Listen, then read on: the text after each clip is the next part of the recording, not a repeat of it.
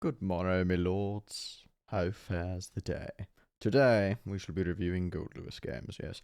Well, a number of different Goldlewis games, so this is going to be a long one, and we're going to be looking at multiple levels of play. These are all VODs, and it will be a Goldlewis focused kind of overview of what these players should be doing, kind of Goldlewis specific things. I mean, matchup strategies, offense, my opinion, of course, among other things. So, with that being said, let's not delay. Let's begin. So, as you can see here, the first set is going to be Goldlewis Kai. This is Quizaic versus Aria. Aria, the Goldlewis, Quizaic, the Kai. Now, some quick overviews in the matchup before we get into it. So, your strategy against Kai should be really to abuse JD quite a lot in neutral. And you can also kind of be fairly patient with him because he actually does not deal with drone well at all. He can't really safely stick disjoints into it and remain safe on block. He's practically guaranteed to get punished if he tries to poke you on block while drone's coming at him. And he also doesn't have very good ways to mix up his area movement. So that's like really, really big against him. And you can kind of structure your whole neutral game plan around that. And the reason you abuse JD a lot, by the way, is because his kit is very, very horizontal. Practically all of his buttons will get crushed by JD, except for like 6p, which you can't do on reaction, because Rising JD is 19 frames. Reacting to 19 frame options in neutral is not realistic. Now, on top of that, he also has 2H, but it's highly committal, and you know they're generally not going to be using that. If you're getting hit by that, it's a good sign you're being way too telegraphed, because you really shouldn't be. Air-to-air is very risky against Goldlewis if you do it preemptively. He has 2p, 5v, so you really threaten that JD to control the neutral against Kai. And you play in that mid-range where he really likes to be sticking out far slashes and such traditionally. It's very bad against Goldlewis, actually, for that reason. And also you have White Wild Assault, etc. The thing to be careful about in this one is really just do not slam backdash much, especially in neutral. Yeah, you don't want to do that for obvious reasons. Kai far slash is still best in class for getting huge reward off of far slash. Now, a little bit of a shift over to defensive philosophy in this matchup. It's really a patience game. Pretty much the main thing you want to be doing is not mashing much against Kai. And anytime you're playing against a character that is kind of forced to throw to get good offense against Goldlewis, that generally means he actually has a fairly good time against them on defense. It's kind of like the box spacing trap characters that are the ones that can give him more of a hard time. The ones that don't need to throw, that can kind of generate space and pressure at the same time. That's the ones that give him issues. And because of those other problems with Kai's buttons, it extends to his boxing. He's not that great at keeping Goldlewis under control. So don't get impatient. Check food arcs with 2p and such. And your strategy is actually fairly straightforward aside from that. The hard part about playing against these sorts of characters is assessing risk reward and knowing exactly when to mash and when to tech, which you generally shouldn't be doing on Goldlewis, by the way. You should disproportionately represent options like fuzzy jump on him because the reward is so high. Don't disproportionately represent mash. I mean, you can still do it disproportionately relative to other characters mashing, but it's generally like it has other issues. Goldlewis 2p has some issues with mashing and whatnot, and it's just that's like a very flagrant strategy. I don't advise it by any means. Anyway, let's get into it without further ado. And I promise you a lot of these things will be true. Okay, so round start in this matchup, kind of delay jump JD generally, kind of being passive is good. There was an unstruck Future arc right there. And again, immediately you see like Kai struggling to get over the drone. So like 5p to hit those preemptive jump ins, or even just sit there and react. Just gotta be ready for it. A lot of those JDs from Kai are 6pable. Yeah, try to watch it on the air dash JD. You generally want to get into JD range, which is pretty safe. Because if you block a button from Kai at that range, he's not threatening anything. And if you don't, you know, you're in that unreactable JD range. That's what's favorable for you in this matchup. It's the air dash that will get you hit. Okay, this Kai is very, very aggressive here. And yeah, I can see a little bit of impatience on defense here coming out from Aria. So, you know, getting opened up a little bit too quickly against Kai. If you're watching your VODs against strike throwers, in general, if you're, oh my god, in general, if you're getting opened up really, you know, early on, like before block strings end over and over and over, that's a good sign you're not defending correctly. Like right there, getting counter hit, you want to try to IB the dire clut in general. And here, yeah, Quizaic being preemptive. A lot of those JDs are 6pable, by the way. Goldlewis has a unique privilege. Like I said earlier, reactive Future arc with 2p, that makes it a lot more consistent. Even there, he can do it in neutral. He's hugely privileged that way. Looks like we're going through the wall here. The situation's not great. Your top priority is to get a drone out here. And you do. So just approach carefully. Yeah, and we're in. Good. 862 hits. That's a kind of good information that you're getting from this player early on. Aurora Borealis backbreaker. Oh my god. And the gold burst. This is a crazy scramble here. We're committing to the gun chip out strategy. Makes certain. Yeah, you should have kept going for it and then RC'd in 6P. I mean, it would have been a little bit risky with RTL upcoming, but by the time that next gun was out, most likely you could have had space to RC in time, and that would have traded your 50 meter for their 100, which is okay. But yeah, in the end, I think so far it's a little bit of impatience when it comes to your defense, and I think kind of we gotta choose some more logical options. The neutral right there, yeah, be careful with the backdash. You do want to try to FD 6K a lot of the time if you can. That'll weaken his pressure a lot. And you're getting hit by a lot of preemptive air-to-airs in the corner here. That kind of means that you're probably not representing like dash blocking enough or mashing in the right spots. Also make sure to FD Kai's 5K post-wall break. And yeah, you got to be fuzzy jumping. You got to be fuzzy jumping with Goldlewis, especially if you're getting thrown a lot.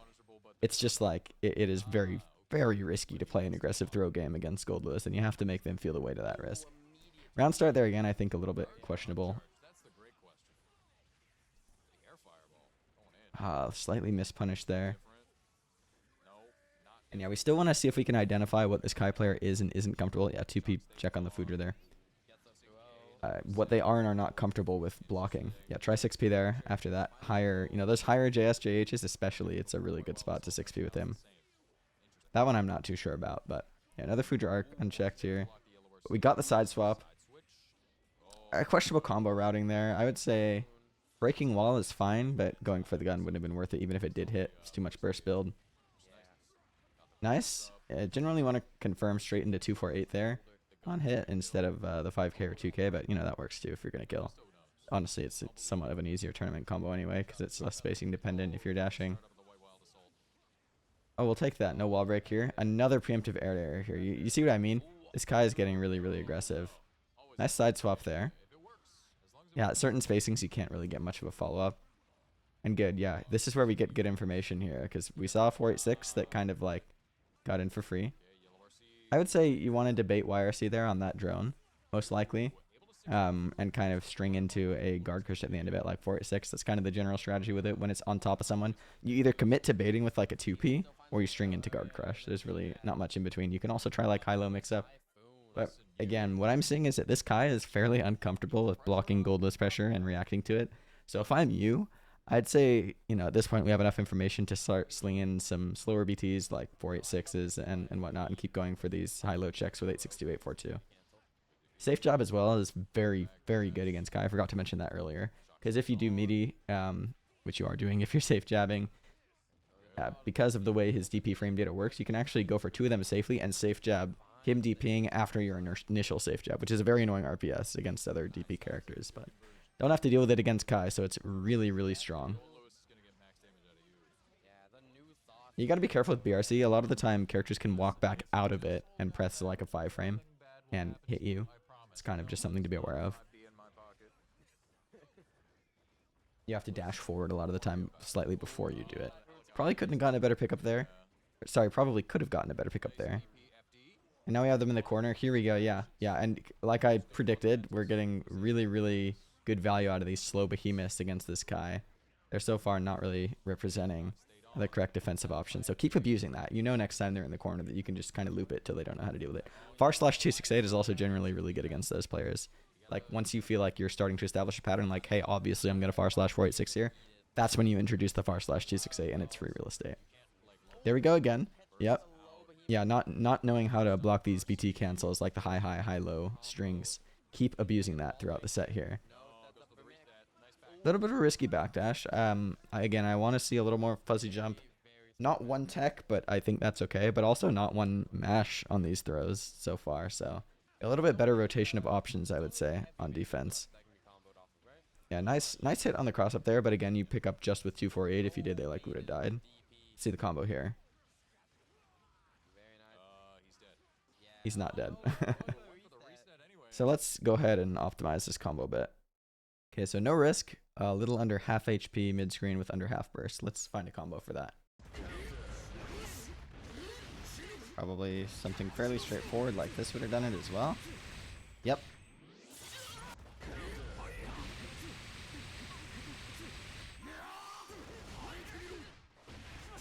Fun fact, this is probably going to be like your optimal pickup in a lot of those situations. You can 426 from really, really far with meter if you do it correctly.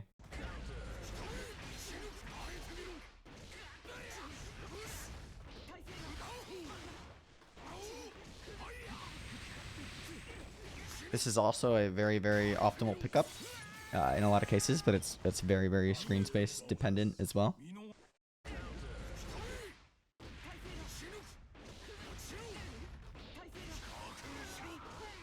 There are a lot of different ways to kill here, I would say, on that starter. So kind of the principles you want to be aware of is, especially if the opponent is like relatively low on HP, not even, you know, if they are that low on HP, using gun is going to get you the kill a lot of the time, a lot of the time. Okay.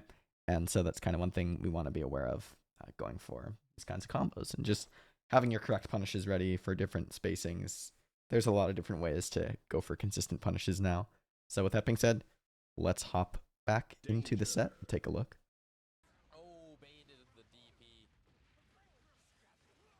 So even if you went for this route, probably Kara 268, security cancel 426 would have given you a wall bounce. You likely still would have found an easier route to kill here, but you know, it all worked out in this case, thankfully. Right, hopping into game 4 here, we do have a lead in the set. 2K is a fine round start, I would say. This guy was representing 2D and jump as well, which, you know, you can recover in anti-air in time. I like that idea of the bait with 2K on blocks. Staggers are also really good against DP characters like that. It's a good layer to introduce. A little bit of a late reaction there on that whiffed 6H. Probably could have gotten something out of it, but yeah, this player is very uncomfortable with the 486. Like, just keep abusing it. And I like that we're trying to establish the strike throw a little bit now, because we haven't done that yet. And yeah, again, showing their lack of comfort there. That was a terrible burst. We're very happy with that, actually. I like the idea of the OTG gun there as well. This is all fine for you. Just stall for YRC, honestly. Or, I would argue, just straight up mash right there. Because if you get wall broken, you will have 50 meter, they will not. Yeah, so let's go back here and look at kind of the decision making.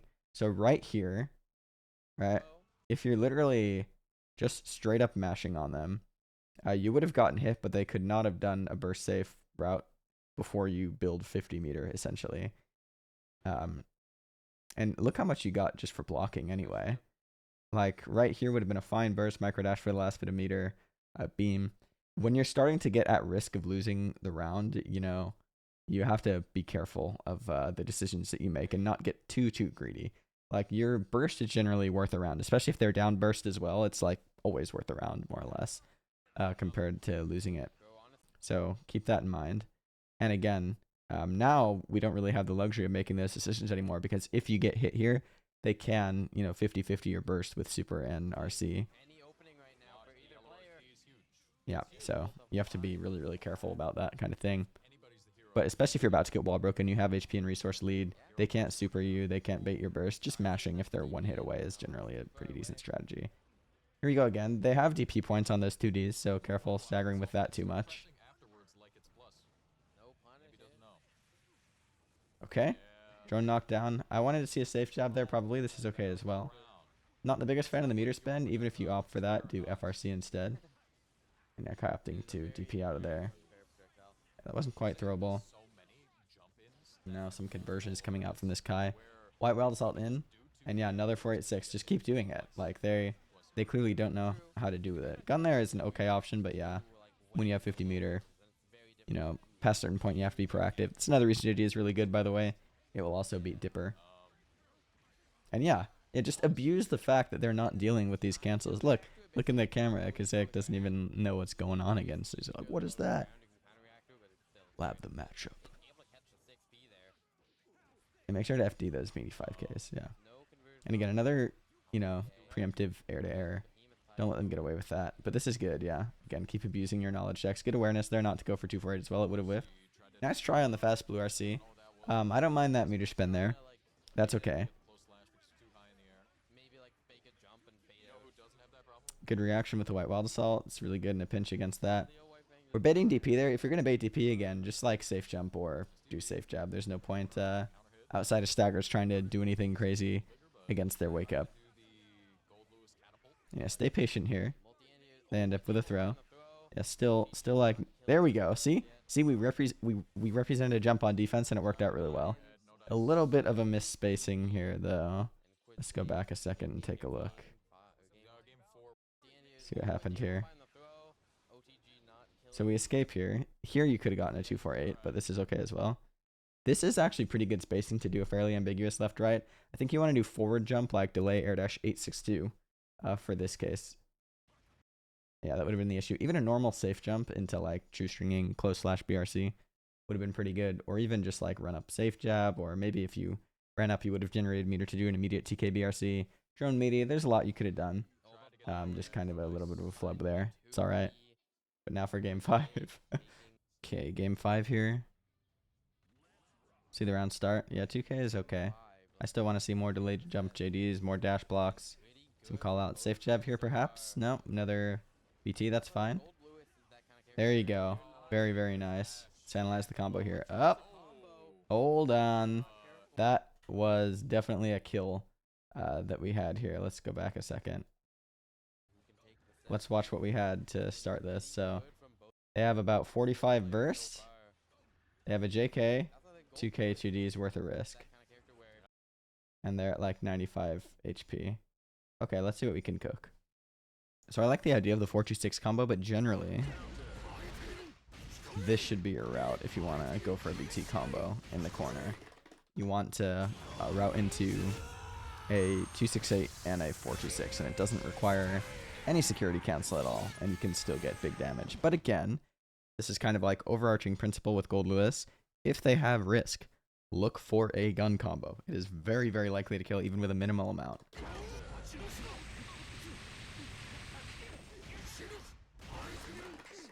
Look, even like a baby combo here. More than enough damage. It is actually ridiculous how easy it is to kill with gun in this version if they have risk.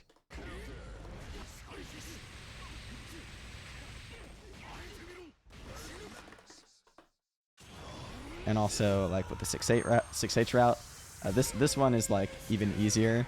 It's completely free, and they're still going to get cooked here. So yeah, just make sure to be looking for those gun routes.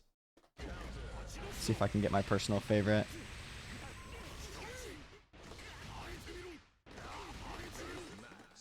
Yeah, that's like the bombo. And it's really easy to get because you build a lot of meter off of that hit in general. But yeah, you can like straight up delete people if they have like any amount of risk with gun. So really, really keep that in mind. And if they're even remotely low, which in this case, not really, it's something that you want to consider. So anyway, back to the video. Now back to the video. Yeah, we get our drop here. At least they're back in the corner. And if Quizaic opted to burst, if he went for the gun route, that's a huge win. Because them bursting when they're that far down, it would have been at the end of the combo. Majorly worth it. But we still have good knowledge here to abuse against this player. 2K there, much more consistent for like your simple tournament combo. And we might get punished for it pretty hard here. Don't get too impatient. I see like a little bit of uncomfort on defense, or discomfort, I should say. Uncomfortability, if you will. Because it's basically either like sitting there and getting thrown or mashing way too preemptively. That is a good sign that a player is pretty a little bit too uncertain with what they're doing. They're kind of just throwing things out and seeing what sticks, or not throwing anything out. A lot of players have like two modes like that, so just gotta kind of know what to rotate on defense based on the matchup. And yeah, 6Ping through the fireball is not going to get you much at the end of those block strings. Generally, you just hold the fireball, and that's okay. You know, going back to neutral against Kai is totally fine for the reasons we outlined. You really want to be IBing that, or sorry, FDing that 2K. IB is actually okay too, because you can RPS like throw on the close slash, but good Kai is going to jab or whatever, or just throw you back.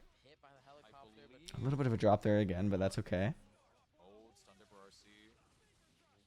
But even if you whiff like a JD, it's still pretty hard for Kai to do anything if you just do another JD. Just JD forehead. Yeah, going down to final round here.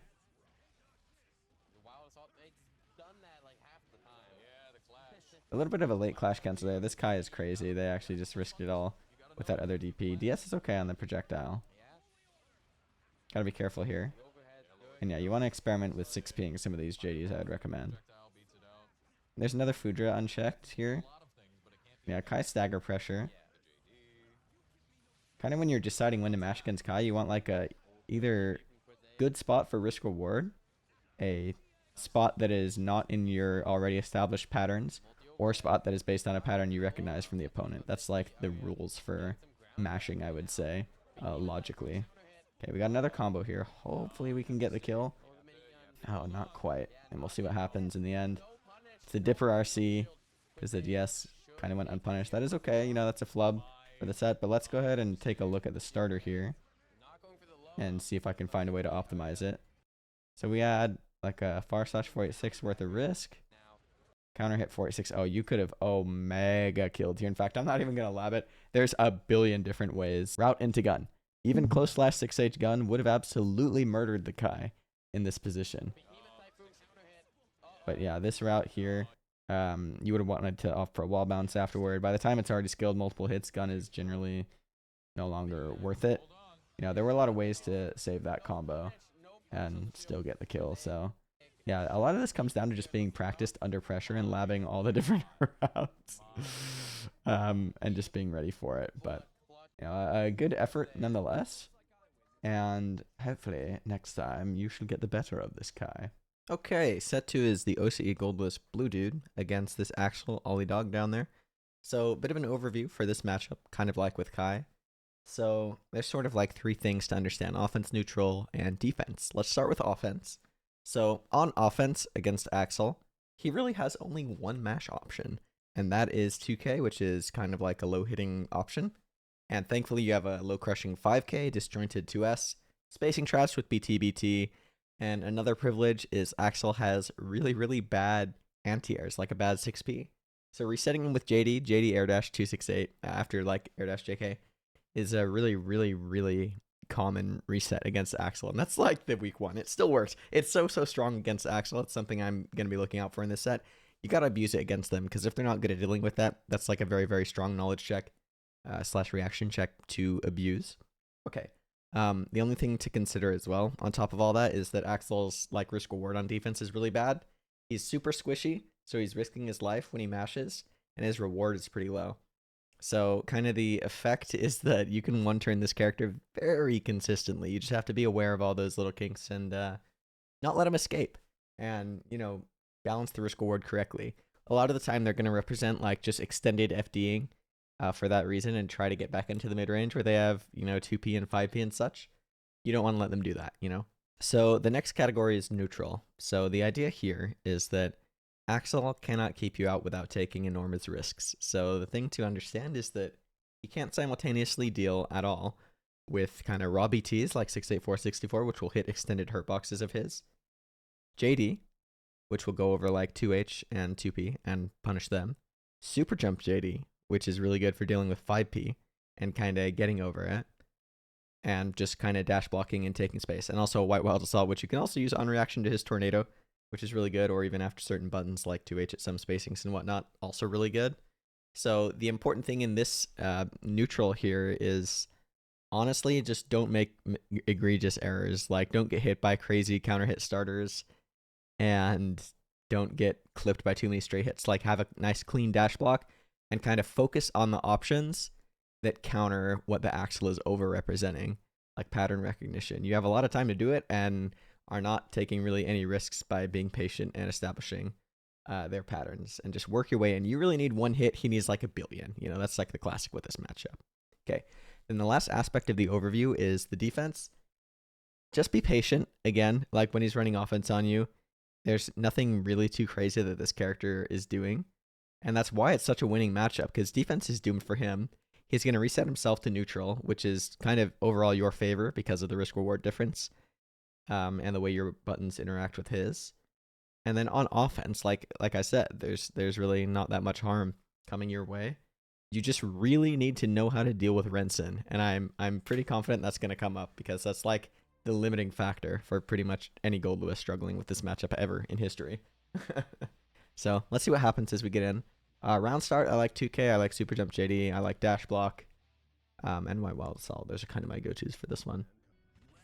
So we see a 2S. I think that's intended to crush a 5P, but that's okay. We're in there. Super Jump JD is a pretty good layer 1 as well, by the way, after 2K 2D.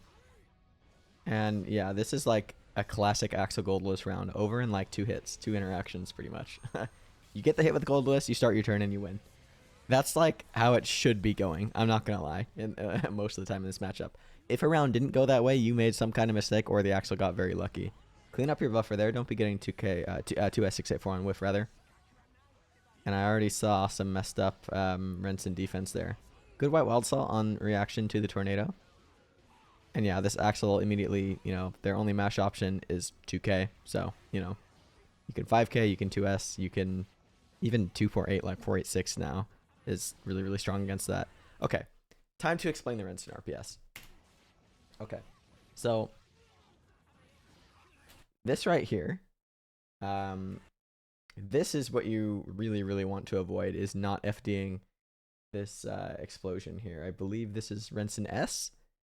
And yeah, this is how Axels get a ton of their damage, actually, is from not FDing it and then just building risk for free. So the RPS is essentially, if they delay Renson S, then they can kind of lock you into another Renson or just have really favorable spacing afterward. Okay, you're going to be really, really negative, and it's hard to move. You also take a lot of chip damage. If they don't, you dash block and take space. If they do, you super jump or even normal jump forward to get out of it. Then after that, the RPS is like, are they going to 5P or are they going to 2H? Air dash JD will beat 2H in that case, and kind of micro dash FD break block, which is also something you want to represent neutral, will go under that 5P. Then you can kind of whiff punish it with far slash, or you can even do like the normal 5P on block RPS, which is like mash or super jump JD, basically, to hit the other 5P, or even JD to beat like a 2P or a 2H. Sort of similar RPS with 2P on block as well, because their cancel options are like Renson, which you can just air dash at them and kill them for. Snail is super punishable, Rainwater doesn't hit, slash does nothing, so it's very safe to go for options after those blocked lights against Axel. But so far, it's kind of looking like the typical matchup for Axel, I'm not going to lie, where he just like loses one interaction, loses the game. Again, that's what should be happening. 5P doesn't do much, so I'm not sure about that round start. Yeah, classic button interaction there. And this Axel opts to burst immediately. That's really good for you. This should be the round. And a little bit of flubbed offense there. So I presume this was going to be 5K 268 or 5K 684 268. In either case, I wouldn't recommend it. You have a very nice knockdown here. You definitely want to go for like a 268, start to build the strike throw game early in the set, or even knowledge check them here. You could try like a 2K OTG running. You could try a 486 meaty. You could reaction check them with 842, 862, etc. There are so many better options than what we went for here, Also, mashing 6P after like a Axel JH is generally really viable as well. Oh, and if you air block a 5P, just, be ready to block a Renson. You pretty much have to hold it. Counter hit, it'll combo some of the time. Usually you at least have to block it. Snail RC, that's a common meter spend for Axel. If they don't RC, punish it with White Wild Assault. Very consistent.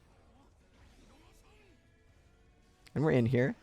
A little bit of a late reaction there, I would say. But if Axel's directly above you, 6P is really, really good. He can hang himself really hard if he's like committing to double jumps and whatnot, because you'll run under his JS range. Like right here. You just got unlucky with the timing, but that's exactly the right idea. That's like a really, really bad situation for Axel.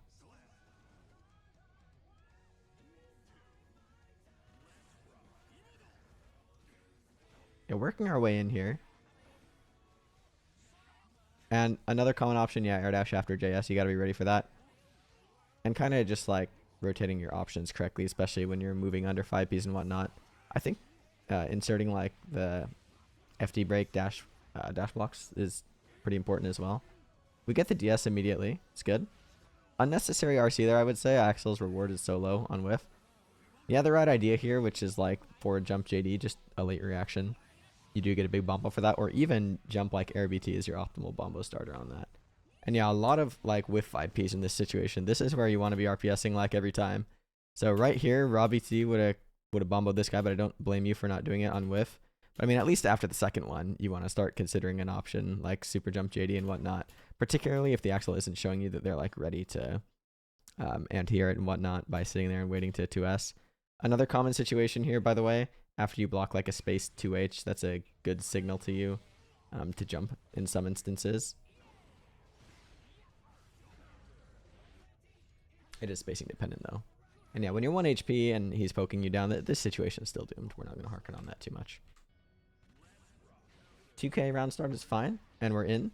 Very, very good. Burst forced immediately. Burst, am I? Grew. And this Axel is, you know, playing a lot of annoying pokey neutral. Again, patience check. Just take space. Just dash block and take your space. And don't overrepresent jump. If you're getting hit by 5P Renson a lot, that's a good sign that you're overrepresenting jump a lot. I haven't seen like any raw BTs. I haven't seen 2S to low profile, the 5Ps. You know, that's something we got to consider. Even like, you know, super jump JD is not being seen that much. Good 248 there for the side swap. Bait with 2P? No, 2K. You should be baiting with 2P in that case. It's plus and hit confirmable. So, yeah, into itself, of course, if it's within range.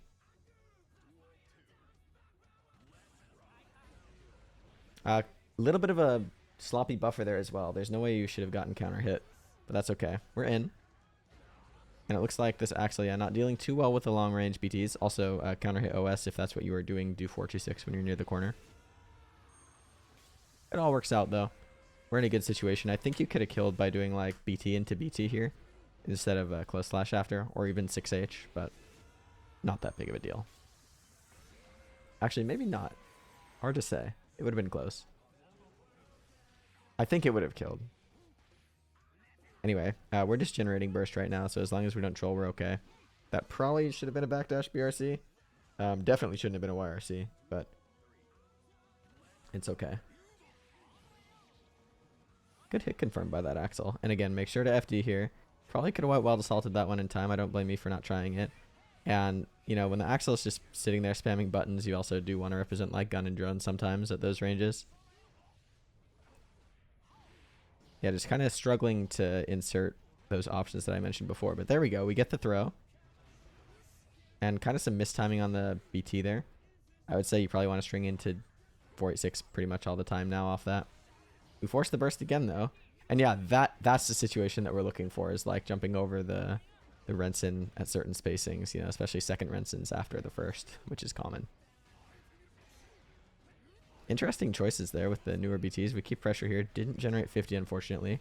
This is another one of those situations where he hangs himself by double jumping. And by the way, you could have, you know, you had to tell that this man was holding up, or this fella, I should say, excuse me. And yeah, if you run under here, the Axel is really, really doomed. Instead of going for another BT, it's quite okay though. We're still in a pretty good situation. That is a fine, yeah, fine enough YRC. Could we have 248'd here? I don't think we could have. I probably wouldn't have tried confirming it here. I mean, it might have worked, but if you were ready to confirm into 624, that could have worked too. But this situation is also fine. There we go. We got the security cancel spends. So I would say that, you know,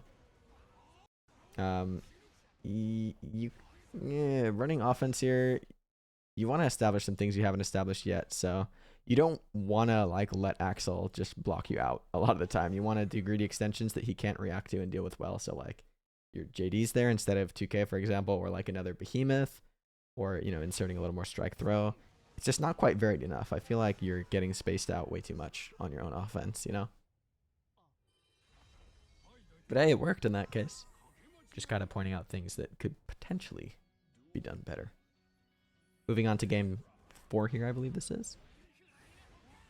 Yeah, you gotta be FDing these. You gotta be. Like, look how much damage you're taking. Just go back and watch. Like, almost half your HP. Also, backdash those command grabs. You know, once you get used to it, it's not that bad at all. And we're really struggling to deal with the Renson situation. So this is like what gatekeeps Goldlewis is in the matchup, basically. Once you figure it out, you'll be chilling. At those ranges, you want to meaty with 5k a lot of the time, by the way. But, you know, baiting super there is fine as well. YRC. Oh, hold on. This Axel is giving you a way back into this round. Okay. So a little bit of a flub here. You had enough time to meaty this 268. Was that like a 6H? What the hell was that? Was that like a 6H car 268? No, I saw that incorrect. Hold on. I gotta see it one more time. I gotta see it like frame by frame. I swear I saw like a frame of 6H there. And anyway, yeah, you had time to media this and go for the strike throw. But if I'm you, I'm thinking like, what are the only possible ways I could win this round? Well, I need to get a side swap essentially. That's like I'm gonna win, or I need a big counter hit. And I at least want to force the burst. The likeliest ways I'm going to do that while simultaneously getting strategic value in the set, the long set, is kind of checking if this player can deal with certain cancels. So I think straighten into 248 and then 862 248 security cancel would have been a pretty good knowledge check here. Running 862 248 potentially, even like on block would have been okay, and then you could have canceled into 486 if that didn't hit. You need to sideswap them and deal damage. Your idea was to strike throw and sideswap them that way, but that way doesn't force the burst, and you also don't get that much extended value for the set out of it. But building your game plan off of strike throw as a baseline is also fine. Sloppy buffer there, but it's okay. It worked out. No hit stop OS on the far slash. I'd recommend kind of doing it for that exact reason there. We forced the burst again on a 5k, and this is another thing to be aware of, by the way. Past a certain spacing on Renson, Axel like can't do anything to hit you, and he's in quite a bad situation. Like you could gun punish, for example. Renson 8 is like the upward hook. I forgot to mention that before. That'll catch like preemptive jumps, but if you're not literally full screen, it's not going to do anything, and his reward is still low, even if he hits you. FD break would have dealt with that a little bit better, by the way, another reason to use it. And now, yeah, some very feeble mix in that case. That's not very good mix, but there we go with the white wild assault after 2H. That is an interaction we mentioned earlier. Another bit of a mistimed BT there. Believe in your 2Ps. Just send that 2P684. You can keep pressure after with security cancels now anyway. But yeah, we're in. You know, it's okay. We won the round. JD over the far slash. I like that. Again, a missed buffer there. You can see this Axel is really kind of like struggling to escape the pressure as long as you're on top of them. Oh, this is an error here as well. So first off, I don't really agree with this drone. Again, I would have preferred like a, you want to get value as much as you can for these situations. You want to see how they're dealing with things and kind of build your hierarchy of workable knowledge checks against the player. So like OTG into 862, 842 is pretty good in that case. You know, you still haven't checked them on meaty 486, for example. You could even try like meaty 624. And then if they DS, you can easily hit them with like a security cancel 486, which is also just good as pressure on its own. Now, there's all kinds of things you could have done. But if you opt for drone, go into 486 pretty much every time. It's essentially always better than 842, unless you're reaction checking them specifically on them not blocking 842, which is really easy. That's just a matter of like, are they familiar or not? Which is something you should check, but check it with close slash early into the set instead of in this situation. Because DS is a common answer here. 486 instead keeps you pressure from out here. Gives you a fuzzy a lot of the time if they don't FD up close here against it. And also is like essentially the frame data is this. The same frame data rather for keeping pressure purposes. Another hanging of themselves with 6P there. Had to be ready for it. Yeah, there you go. That's what I want to see. Stay outside the range to threaten gun from time to time. That is an option you got to represent. Baiting super there, you know, might have been the right choice, but that's okay. We're chilling. But it ends up being a Renson that gets you hit here. So this is also why you have to be a little bit careful.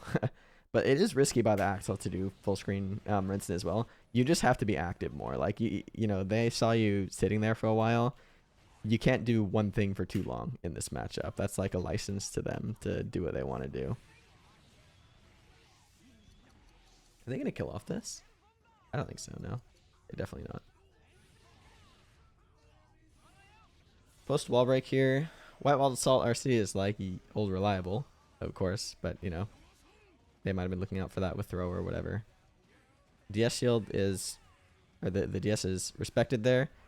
That's a common kind of gimmick that Axel has as well, by the way, is 6k command grab. Oh, you definitely could have killed there twice. You had like two opportunities. One on the, see, that's what I'm saying. Like, you know, when you're moving correctly, if they're like throwing out raw Rensons, they take an enormous risk of just being in counter hit state and dying and having no way to cover your approach once you're close enough with Renson. Like, it is really, really bad for them to do a close range Renson.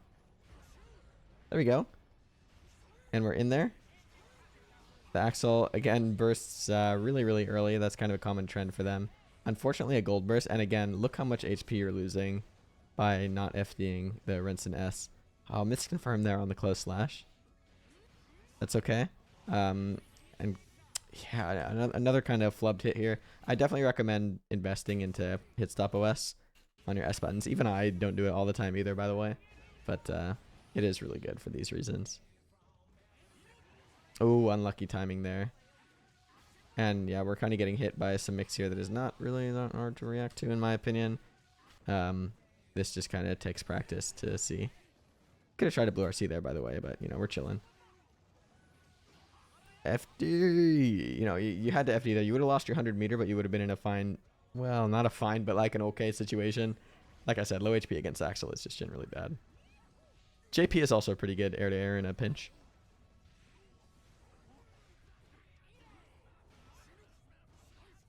Yeah, trying to punish the tornado, not quite working out there.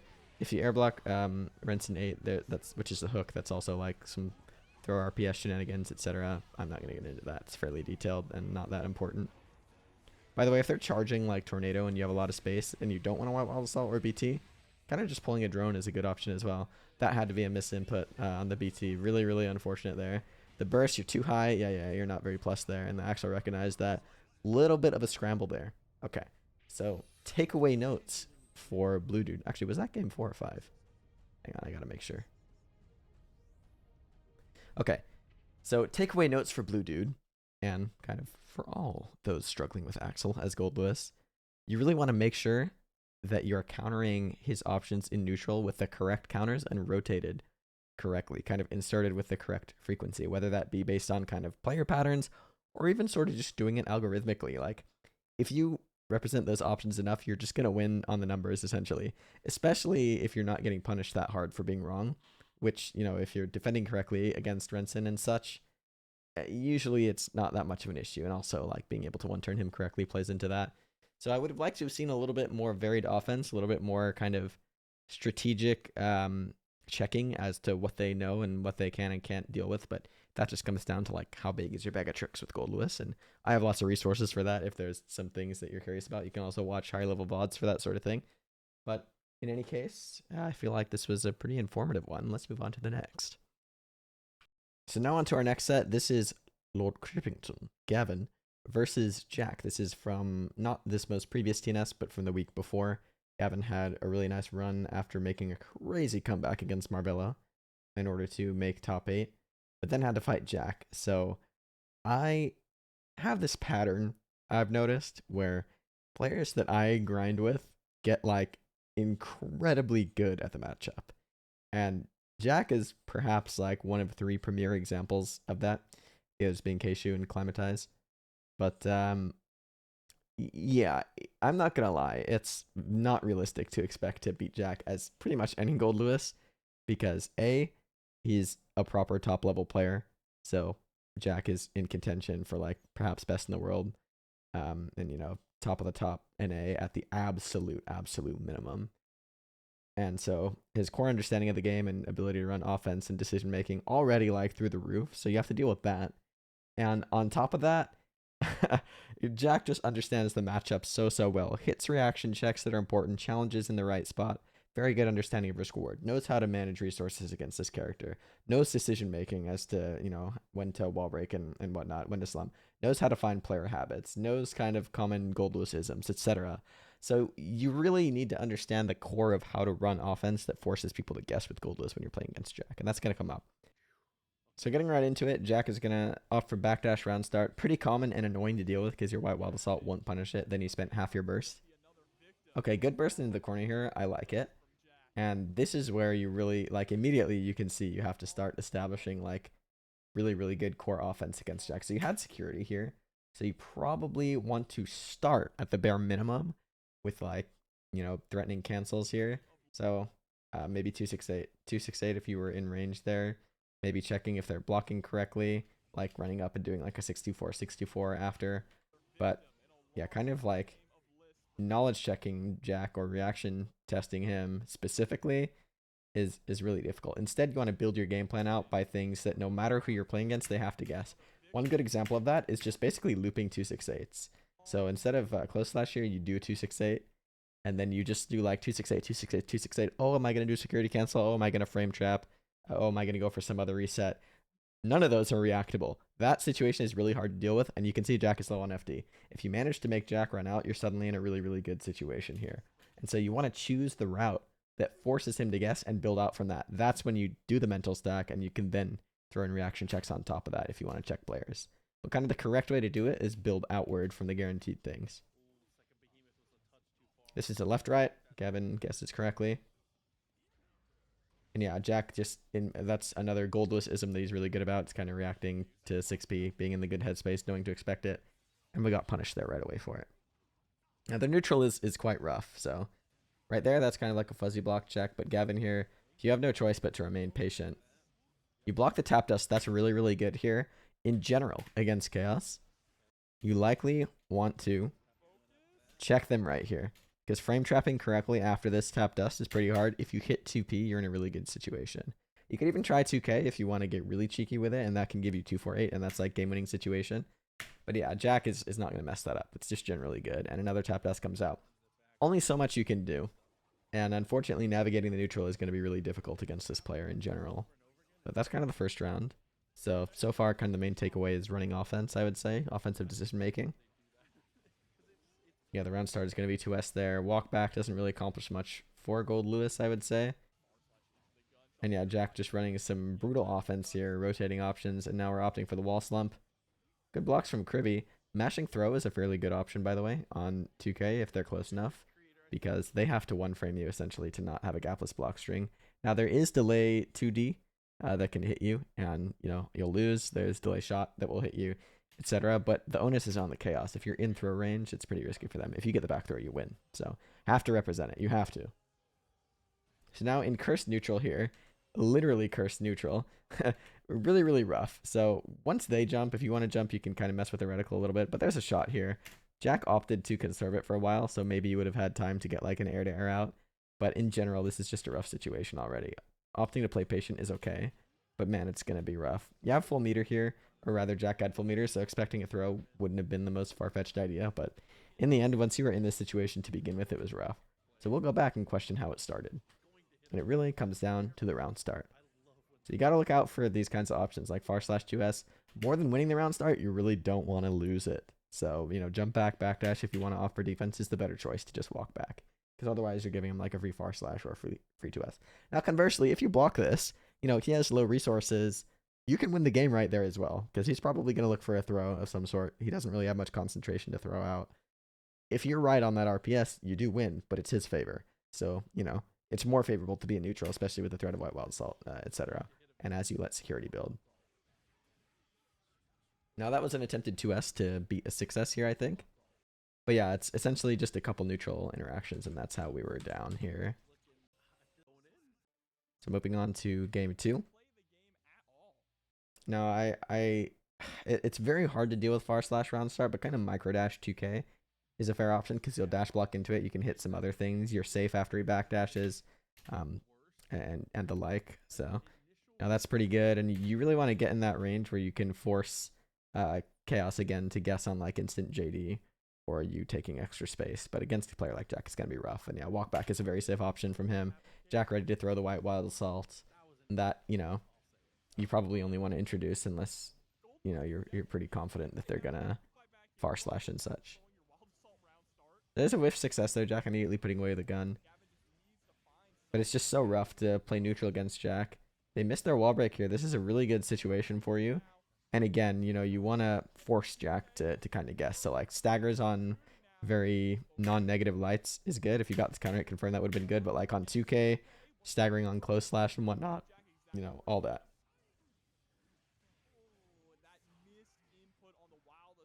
Yeah, like that. You know, I like that, especially when they're out of bullets. You have a chance to run offense here. You really just need to do things that don't have consistent, easy solutions. Take a little bit more risk against Jack. You know, factor in the risk reward here. What is your path to winning? Your path to winning is you have no burst. Jack has pretty much all resources. You have to get a hit. Otherwise, you're not winning this round, right? If you take the burst, you're fine. But if you go back to neutral like this, you're doomed. It's really, really bad. Oh, very unfortunate there. 2D missing. That would have required quite a high level of awareness to notice 684 there. But in neutral, you generally do want to be buffering 684 behind 2K anyway, instead of 2D.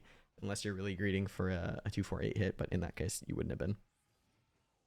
Good blocks here, especially on the tap dust, but yeah, Jack's mix is pretty relentless. Gotta watch out for, yeah, good reaction there on the drone as well. So you gotta watch out for like blue wild assault extensions, especially on low resources. But once you like FD, it's fairly safe to mash on 2P, but it was just a little bit late in this instance. If you did that like a little bit earlier, you would have gotten a counter hit because, you know, I think their third 2P whiffed on block, so. And there's the far slash. That's when we introduce it after you're conditioned. It's very annoying to deal with, I'm not going to lie. I think strategically it's not that bad to kind of go back to, you know, longer extended neutral and then play from there in this matchup rather than fighting at round start distance. So here we go. That's good. I like that JD reset there. Reaction check on the drone. Jack's holding burst. Meaty 268 is a fairly good option. It will cover backdash BRC as well there thanks to the active frames. Good anti-air here. That's going to force the burst from Jack. Now this is a fine situation. So another thing you want to be aware of after you like this kind of string, like you hold a steady aim into curse, you got to look out for if they focus or not. If they do, that's when you kind of introduce gun and kind of throwing out gun, especially when they're low on resources. You can see low conk, low bullets here. You're not going to get punished all that hard for it. And if you get the hit, you know, that's really huge for you. So, you know, utilizing gun at full screen is really important. Drone is usable when they're on low resources as well. But, you know, it's not ideal because Chaos can skip it kind of effectively. This is also very important to be patient here. Like, it's tough because Jack mixes in the throw game really, really well. But you really, really want to, especially if they have low concentration, force them to take big risks with throw and whatnot, instead of just giving them kind of free hits here. You have to consider the risk reward here. Jack's path to victory here is you getting hit. Your path to victory is getting a hit on them, and you're much less likely to get a hit on them than they are on you when they have a gun on you, 2 bullets, concentration, and 50 meter. It's kind of like the logic behind decision making for block there, in my opinion. There's not enough data in the set to go for a player read mash there yet, by any means.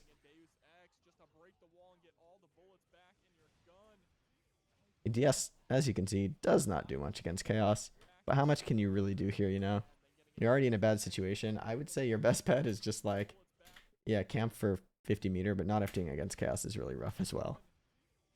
There's not too much you can do past a certain point. Very, very optimal there from Jack. And that's going to be game 2. Let's move on to game 3. So now you're down 2 games, so it's much, much harder to actually, like, take a risk on round start because Jack has so much to work with. And so you're in a bad situation. Yeah, the 5K, that might have been an adaptation for the 2S, but it's not really a good option. Like, dash up 2K and 2S are not very common round starts from Chaos. If they far slash, you lose. Far slash is like the great equalizer in the round start, and it's generally quite unfavorable for Goldlewis, I would say. And yeah, Jack actually ends up punishing you really, really hard for this. Gets that counter hit 6S. Now, opting for burst is okay here. The other question is, like, is the round still winnable from here with burst?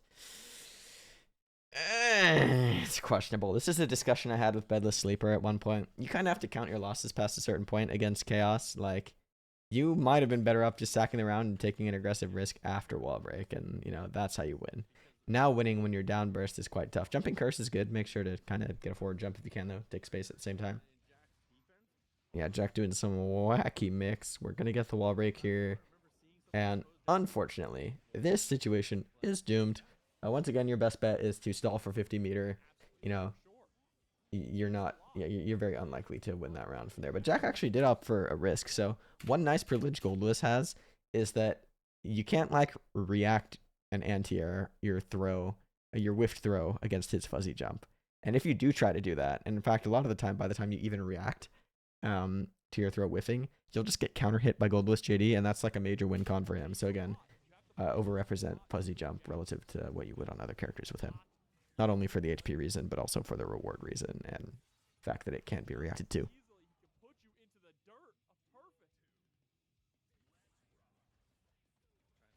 I like that run up there, but I'd say we're not really seeing enough grounded buttons in the neutral a lot of the time. Some of them are kind of just misspace. Jack here running offense. Might see a blue wild assault. The 2K whiffs. This is a very, very good situation now for Gavin. And yeah, I like that. You know, we're trying to establish strike throw on this meaty here. Against Jack specifically, you probably don't want to reaction check them with like 486 and whatnot. I'd say 64 486 would have been a solid option here because that would have like guaranteed your strike throw. You did miss your meaty a little bit on this 268, so the spacing here was not all that favorable. And you can see because Jack is so up, especially with burst, can opt to take risks like mashing on 2K, which is a good match point. He knows that. And the wall break. As Jobber said, Jack seemingly ready for every option. It's very, very difficult. And even an insane IBFT there, like you could see it's just so hard to get anything started. And Jack properly running offense, properly, you know, making choices with their throw timings and whatnot. Like I said, it's important to fuzzy jump because don't be deceived. It is really hard to throw RC correctly against Goldlewis on whiff. And yeah, there's going to be a classic kind of roll mix to close it out. So very dominant set from Jack. I think the core takeaway here for both Gavin and everyone, myself included, this is something I need to get better at. Construct your offense, particularly against people who are known strong players against Goldlewis. He was like 30-0 or better against him before this patch, and even still retains like at least a 95% win rate against the character overall. But the takeaway is that you need to structure your offense around guessing games before you introduce mental stack, and consider your paths to victory when you're informing your decision making. It requires a lot of strategic thought and knowledge about the game. That's what makes it difficult. But I'd say those are the core ideas here. Don't get too lost in the weeds of like, oh, I should have blocked this tap dust. Oh, I should have blocked that roll. Oh, I should have blocked, you know, this mix up, etc. Against Chaos, there's only so much you can do. You also might want to re-examine your neutral choices against him a little bit. I feel like it was very rare that you were winning neutral. It is fairly Chaos favored, but, you know, I think you were a little bit too telegraphed. It is Jack, you know, that you have to expect that you're probably not going to be winning neutral against a player like that. But even so. Okay, let's move on to our last one. So now here we are with Rang, the current best Goldlewis in the world, kind of uncontested, currently well qualified for Arc World Tour Finals. This is Grand Finals of a recent tournament, Battle Coliseum, against their Johnny player, Booshy. Solid Johnny. This matchup is quite a struggle. And to analyze it, I have here with me kshue what the moo. Say hello. Hello, what's up? My name is kshue. I'm a competitive Guilty Gear Strive player, and my main character for right now is Johnny. For right I've been now. playing it for like about a couple months. I think I'm pretty good, so I'd like to just give some matchup tips on this particular matchup. I think it's very interesting. Yeah, so kshue is perhaps one of three players that are just the absolute GOAT at fighting Goldlewis. So really good perspective to have here. A little bit of matchup overview. This is definitely a rough one for Goldlewis, at least relative to his other matchups. To me, a lot of what this matchup comes down to is you really need to kind of catch Johnny over centralizing on the neutral. So you can abuse the fact that it's pretty hard for him to anti-air, like JD super jump JD. You really want to get into those ranges where you make him guess with like instant JD, which is 19 frames, not a realistic reaction, and you know 2K, kind of like those other matchups. So what do you think about the neutral here, or Yeah, just general so the key to overview? the matchup for sure for Johnny is to keep Goldlewis out of the air as much as possible. Um, and the main tools you have to do that are obviously 6P on reaction, but also your 6K is great at stopping a lot of preemptive jumps that Goldless will do in neutral. And the more that Goldless plays on the ground in neutral, the more you can threaten and harass with Far Slash, Misfiner in 5H, and Volt. So keep them out of the air and then just harass on the ground is the strategy for Johnny. Yeah, and I think you know the thing that is tricky is navigating around that correctly with Goldless, but Rang actually is the one that I got like the most advice from dealing with that strategy on. And he likes to emphasize dash block a lot until he's in that instant JD range where you really can't react to it. And he commits to like low total duration normals on the ground to hit 6Ks. And the reward on that is obviously really high, particularly if you get like the 248 side swap now. That's like a major win condition. So you'll probably see Rang doing like dash block, 2P, dash block 2K, 2S, etc. in combination with JD.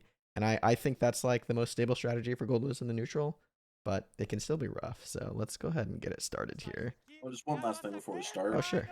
In terms of just like both sides of that, Yeah, dash blocking is very good as a layer 1, and what Johnny will do to stop that, especially after they buffed his dash, is he can dash up and challenge Goldlewis, uh, catch him off guard with dash close slash, dash throw, if Goldlewis is being too passive, which Right. is what really ties this whole thing together for Johnny.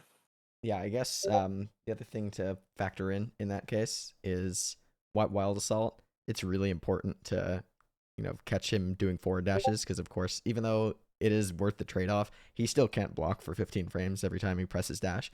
And his normals, a lot of them are actually relatively high total duration, believe it or not. So wild assault is also really important to represent in this matchup. Okay. Yeah, let's just see how they play it. Yeah, let's see how Rang deals with this.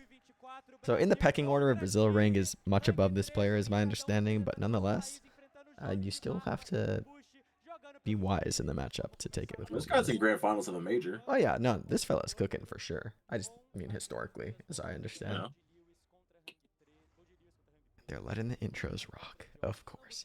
And when it comes down to offense, by the way, I think like kind of whoever gets on it first is really favored in this matchup. So, obviously Goldlewis has the better offense overall. And yeah, you can already see Ring doing that Yeah. thing of like getting into the instant JD range. And you see Booshy try to backdash a BT there and got hit. So yeah, this is the range where Johnny is best at. Setting card, doing misfinder. Nice fuzzy there coming out from Ring. Good recognition. I think it works even on FD. That's like Johnny specific, or well, a few other characters, but yeah, nice setup there. This is what I was talking about earlier, where you really want to, against strong players, force them to guess, play that game. You do a fuzzy there, for example, it's a 50-50.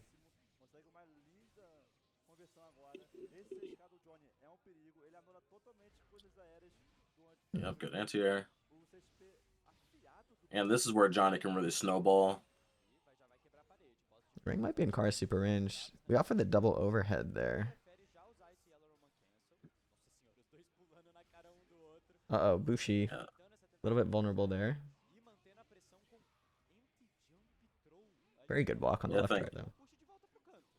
The big difference between like Bushi and a player like me is Bushi is very active. They Yeah, like that double like dash. even right there, like a double dash. Like they are a very active player.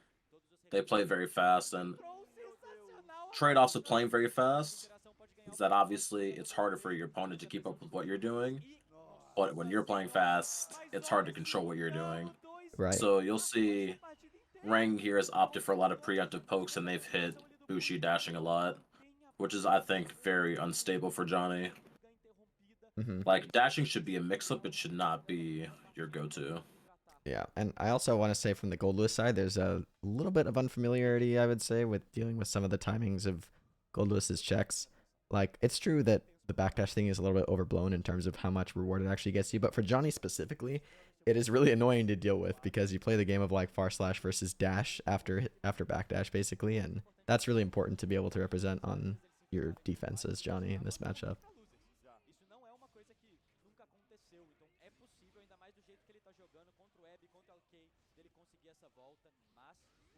A nice counter hit confirm.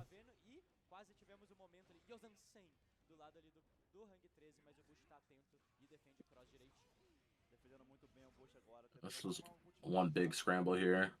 Oh, that's the classic. Wow, what an air throw from Rang. Nice RC as well from Booshy. Up for a wall break here. This is still a pretty rough situation.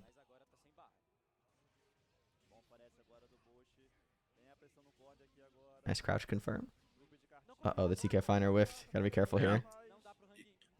You can't go for back jump TK Finder there. You have to jump forward, which is a bit harder, but if you do back jump there, you won't pop the card, so.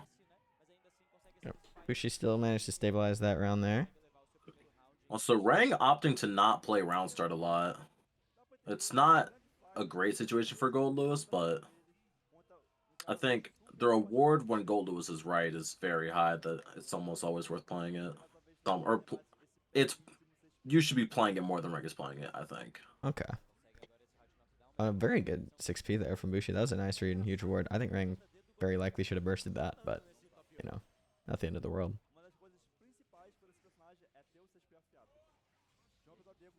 Yeah, that's the other benefit of those light normals, like I was saying earlier. Sometimes you could even catch like a far slash and whatnot. Oh my god. Is that some kind of OS? Crazy.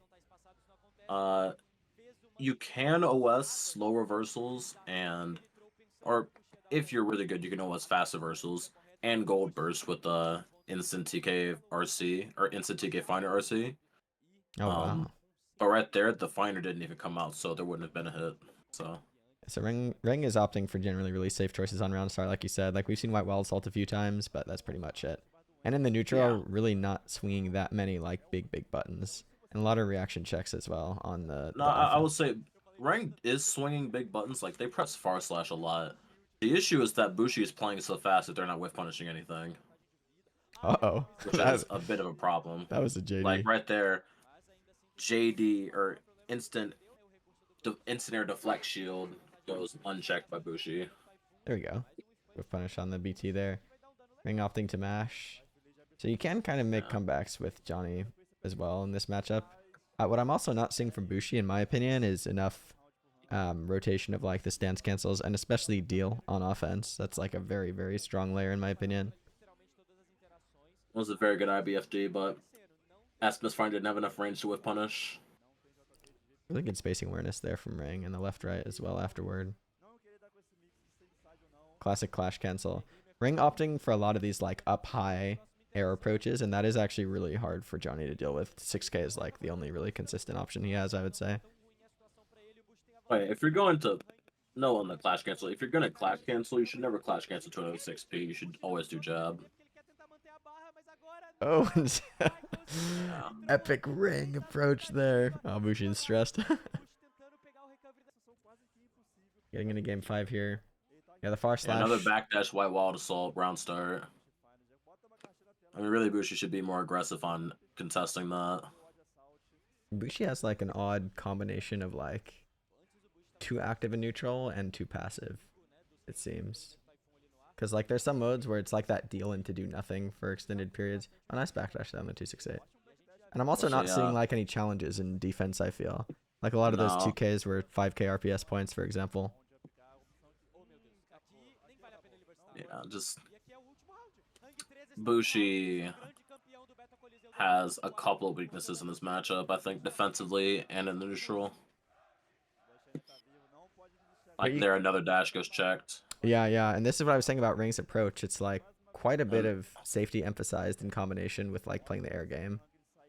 Yeah, and that is a really and just not enough 6K from Bushi as well. The Ring is too comfortable in the air. Oh, really nice. Interesting use of meter there from Rang, both to OS backdash and I guess shimmy a throw there on the car 842.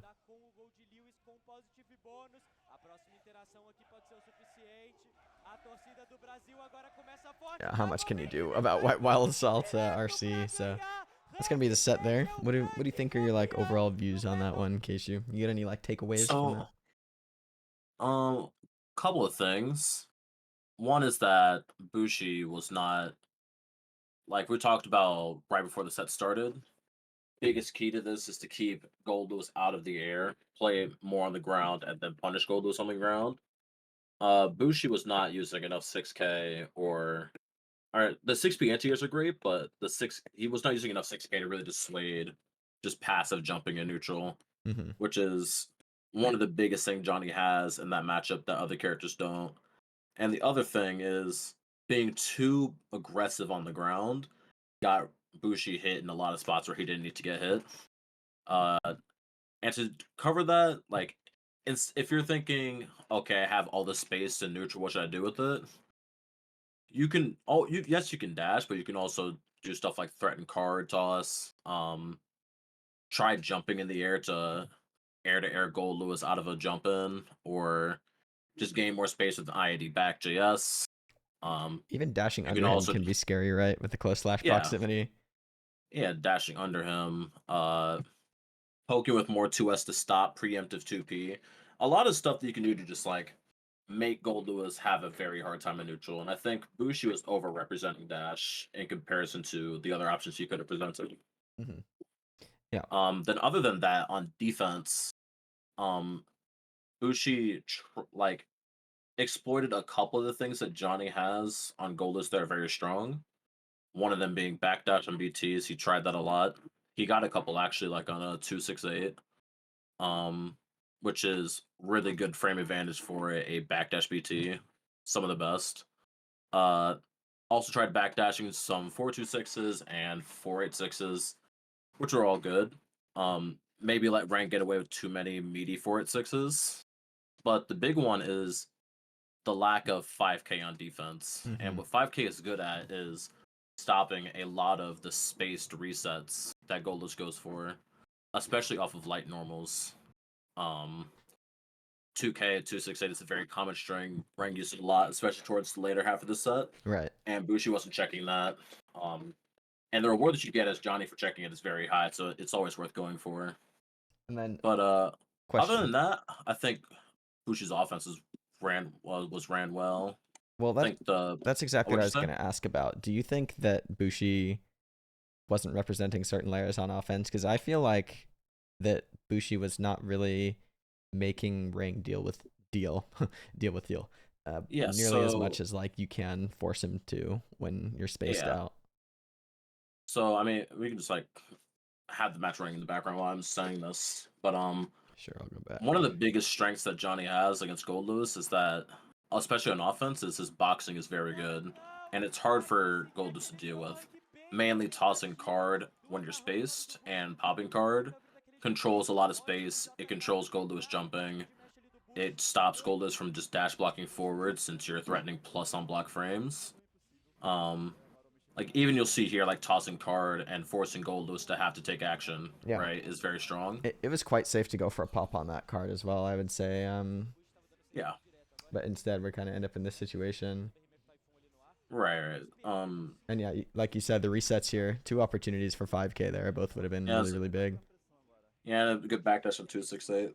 Like I think Bushi's doing a lot well here. It's just wasn't super hyper optimized, right? Right, right, yeah. I mean, there are practical levels of it, to be fair. So, still a huge Yeah, credit to Bushi for making it this far. But uh, yeah, good player. overall, there's a lot to be learned from Ring in this matchup. And the big takeaway that you've heard me say with every other player in this video is to be patient on defense. And when you're kind of doing your decision making, you need an assessment of the risk reward. You don't just mash, you don't just do things randomly. And that shines through with Rang like crazy. Like you can see, especially in neutral as well, that these are very measured, strategic choices that are targeting what Bushi is and isn't dealing with. For example, like not contesting the air very well. Rang exploits that really, really well. Multiple dashes in, Rang throwing out a lot of lights in neutral to check that, and not getting himself hit with big counter hits a lot of the time. Patience is super, super important at the end of the day. So I think with that said, we'll end it. I want to thank you, Kshue, for coming in, giving your 2 cents on Yeah, thank you this. for inviting me.